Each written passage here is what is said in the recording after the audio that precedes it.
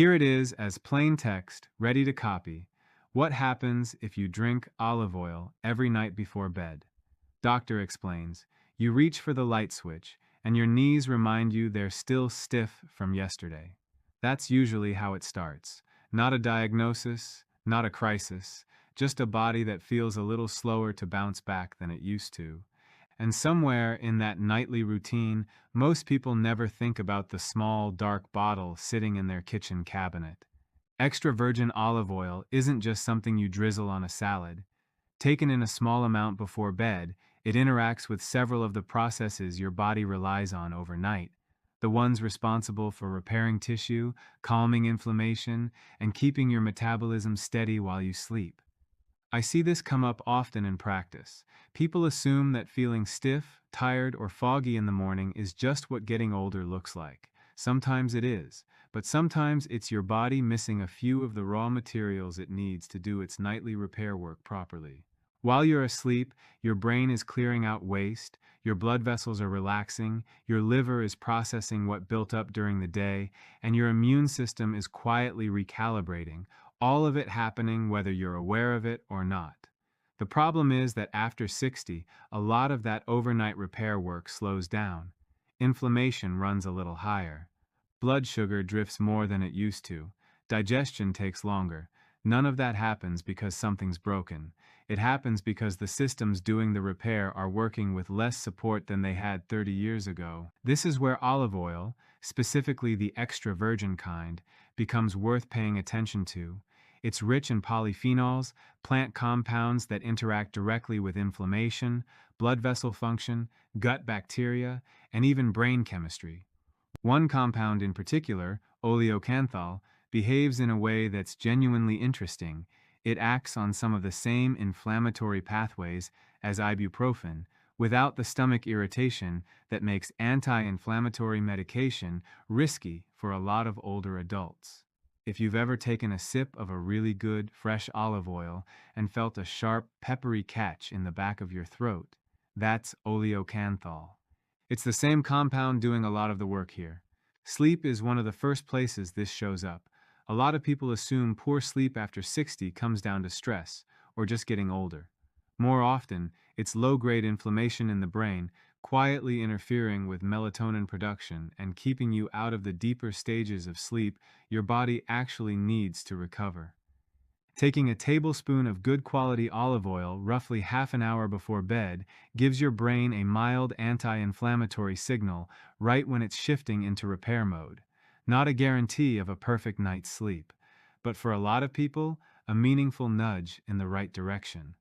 Your heart benefits from this timing too, and honestly, this is the part that surprises people most. The riskiest window for your cardiovascular system isn't during the day, it's the early morning hours, somewhere between 3 and 6 a.m., when blood pressure tends to surge and arteries are at their stiffest. That's part of why heart attacks happen more often during sleep or right after waking than during activity. Oleic acid, which makes up the bulk of olive oil's fat content, helps reduce the oxidation of LDL cholesterol, and it's the oxidized form, not cholesterol itself, that actually embeds in artery walls and starts forming plaque. Your liver does most of its cholesterol regulation between midnight and 3 a.m., so a dose of healthy fat and polyphenols beforehand means the raw material is already there when your liver needs it most. Joints tell a similar story. After 60, the tissue lining your joints, the layer responsible for producing lubricating fluid, starts thinning, and inflammation begins wearing down the cartilage underneath it. That's the groundwork for osteoarthritis, and it affects a huge number of older adults, whether or not they've been formally diagnosed. Oleocanthal appears to interfere with one of the main chemical signals that tells your body to break down cartilage. It doesn't reverse existing damage, but it may help slow how quickly that damage progresses, which matters more than people realize. Anyway, before I go further, I want to be honest about something. When I first came across the research on olive oil and gut health, I was skeptical.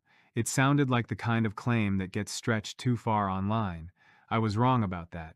The polyphenols in olive oil aren't absorbed in the small intestine. They travel down into the large intestine, where they selectively feed beneficial bacteria while working against some of the less helpful strains. Gut diversity naturally declines with age, and that decline is tied to more than digestion. It affects immune function and inflammation throughout the entire body. Your digestive tract does a lot of its overnight cleanup work while you sleep, through a series of muscular contractions that move slowly through your intestines between meals.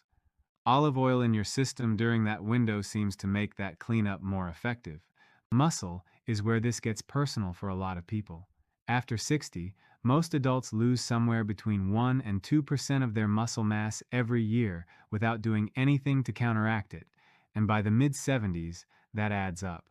Fall risk goes up, and independence gets harder to hold on to. Part of the reason is that aging muscle simply stops responding to dietary protein the way it used to, a shift researchers describe as anabolic resistance. I keep coming back to this point with patients. It's not that effort stops working, it's that the body needs a little more help to hear the signal.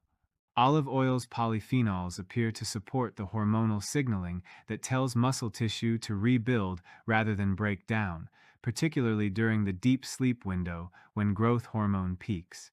Pairing a tablespoon of olive oil with a small serving of slow-digesting protein before bed, cottage cheese or a boiled egg works fine, gives your body raw material to work with exactly when it's trying to use it. Blood sugar is the piece most people don't think about at all. Insulin resistance is extremely common after 65, diagnosed or not. It tends to show up overnight because the liver releases stored glucose in the early morning hours, a normal process that just becomes harder to manage when insulin sensitivity has declined. In someone with healthy insulin function, that release gets managed smoothly. In someone with insulin resistance, it can cause a real spike night after night, and that repeated pattern contributes to vascular aging over time. This isn't carelessness on anyone's part when blood sugar creeps up with age. It's a predictable shift in how the body processes glucose, and it responds to support, not blame. Olive oil slows how quickly food empties from the stomach and appears to improve how sensitive muscle and liver cells are to insulin. And then there's the brain, which is honestly the piece I find most remarkable. While you sleep, your brain physically shrinks slightly, letting fluid flow through the spaces between cells and flush out metabolic waste, including a protein called beta amyloid, the same one associated with plaque buildup in Alzheimer's disease. This overnight cleaning system depends heavily on deep, uninterrupted sleep. Anything that supports that stage, including reducing the inflammation that disrupts it, plays a role in how well your brain clears that waste out. So what does actually doing this look like? 1 tablespoon of good, cold-pressed extra virgin olive oil, roughly 20 to 30 minutes before bed. Taste it plain if you can tolerate it. That peppery bite matters. If it's too strong, stir it into a small glass of warm water. If you're on blood pressure or cholesterol medication, mention this to your doctor first. Not because olive oil is risky, but because its effects on lipids can occasionally interact with dosing. Almost never do I see someone start this consistently and come back saying they noticed nothing at all. Not a promise. Just what tends to happen.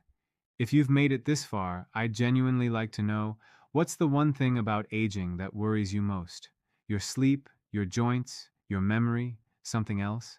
Leave it in the comments. I read them, and they shape what we cover next. And if this was useful, consider subscribing. We cover the science behind healthy aging every week, and I'd rather you hear it from research than from guesswork.